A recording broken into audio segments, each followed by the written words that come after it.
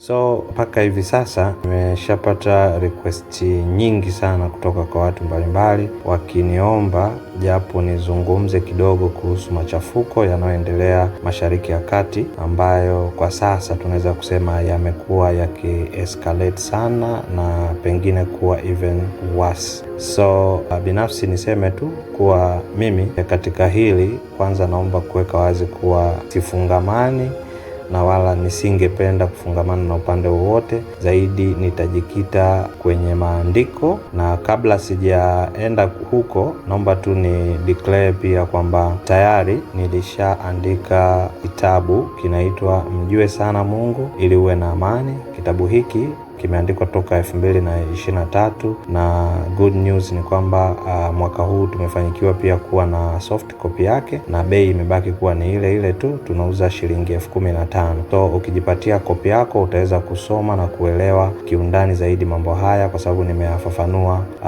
kiundani na kiurefu zaidi. Kwa kifupi tu nizungumze tu kwamba mimi binafsi naigawanya mizozo hii ya Mashariki ya Kati ambayo ilianza tangu mwaka 1948 baada tu ya Israeli kurudi kwao na kuwa nchi huru. Mashariki ya Kati kiukweli haijawahi kupoa. La kwanza ni kile nimekiita kama mzozo wa haki ya uzaliwa wa kwanza kati ya ndugu wawili, ambayo tukisoma kwenye Biblia tutamuona pale Yakobo pamoja na Esau. Sasa huyu Yakobo ndio Israel na Esau ukisoma kwenye Biblia tutamuona kama Edom. Hawa ni ndugu kabisa wawili waliozaliwa na baba na mama mmoja, na kama mnavyojua ugomvi wa ndugu huwa hauingiliwi.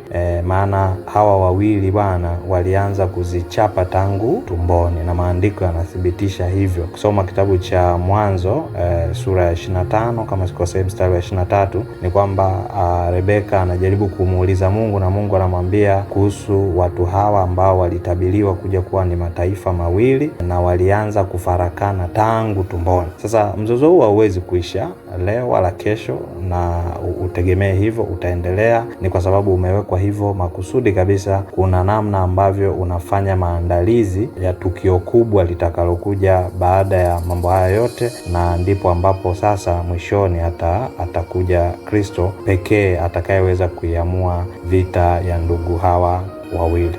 So kwa nini wanazichapa mpaka hivi sasa? Tuendelee kuona pia ili la pili ni kile ambacho nimekiita ni mzozo wa kuwania utawala wa dunia. Watu wengi sana huwa ni kama tuna miss jambo muhimu sana tunaposoma pengine kwenye maandiko kuhusu Mashariki hii ya Kati, ambayo ndio imebeba historia na asili ya mwanadamu hapa duniani. Ukweli ni kwamba Mashariki ya Kati hii ndio ulikuwa mji wa kwanza ulioitwa Eden, lakini pia ndani ya hii Eden kulikuwa na bustani mashariki. Ndivyo Biblia inavyosema, mashariki ya Eden kulikuwa na bustani iliyokuwa inaitwa bustani ya Eden, kwenye eneo hili kubwa ambalo liliitwa Eden. Sasa tusichokijua ndani ya Eden hii kama eneo la kwanza lililobeba historia na asili ya mwanadamu aliumbwa pamoja na mfumo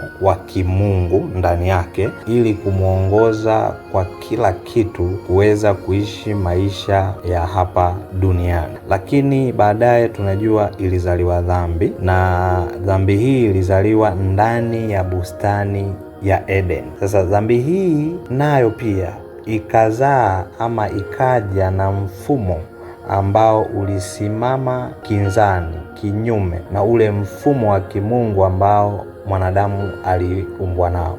Na mfumo huu Biblia inauita Babeli Mkuu, mama wa makahaba na machafuko ya nchi. Ukisoma kwenye Ufunuo 17:18 utaona kwamba unaelezewa jinsi ulivyo na jinsi utakavyoanguka pia, jinsi ambavyo umelagai mataifa na watu wengi, lakini pia jinsi utakavyokuja kuanguka vibaya katika siku hizi tulizonazo za mwisho. Mifumo hii yote miwili inagombania kuyatawala maisha ya mwanadamu hapa duniani. inagombania kuwa kiongozi wa kusimamia kila kitu kinachomuhusu mwanadamu hapa duniani: uchumi, biashara na kila kitu ambacho kinamuhusu mwanadamu. Na mfumo huu ndo ambao shetani pia alimtambia Kristo pale jangwani, akamwambia mimi nimepewa vitu vyote hivi unavyoviona.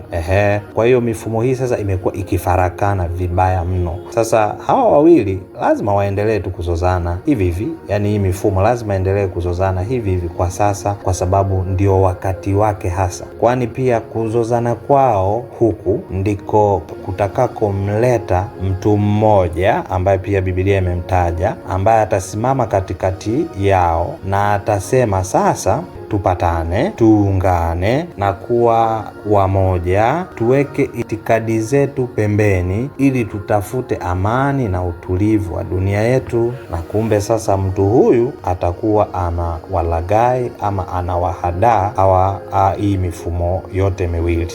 Na niweke tu wazi kwamba huyu si mwingine bali ni yule ambaye anatajwa pia katika maandiko kwamba atainuka siku za mwisho, ambaye pia ni mpinga Kristo. Tuko kwenye wakati huu na watu inabidi kuwa makini na kuweza kujua nyakati tulizonazo. So ni lazima mizozo hii iendelee, kwa sababu ndio itakayoleta hayo mambo yote. So mizozo hii yote inayoendelea Mashariki ya Kati, atakayeweza kufanyikiwa kuidhibiti na kuihitimisha ni Masihi peke yake, yani Kristo Yesu peke yake, ambaye ndio tumekuwa tukimtarajia, na Biblia imesema kwamba atarudi mara ya pili. Na atarudi wapi? Pale pale Mashariki ya Kati, pale pale ndani ya Eden, eneo hili ambalo nimelitaja kwamba ni eneo la kale. Atarudi, na ni hapo pia atakaposimamisha sasa mfumo mmoja pekee wenye haki na kweli, utakaotuwezesha pia au utakaoiwezesha dunia kutawalika na yeye mwenyewe kwa miaka 1000. Lakini baadaye mfumo huu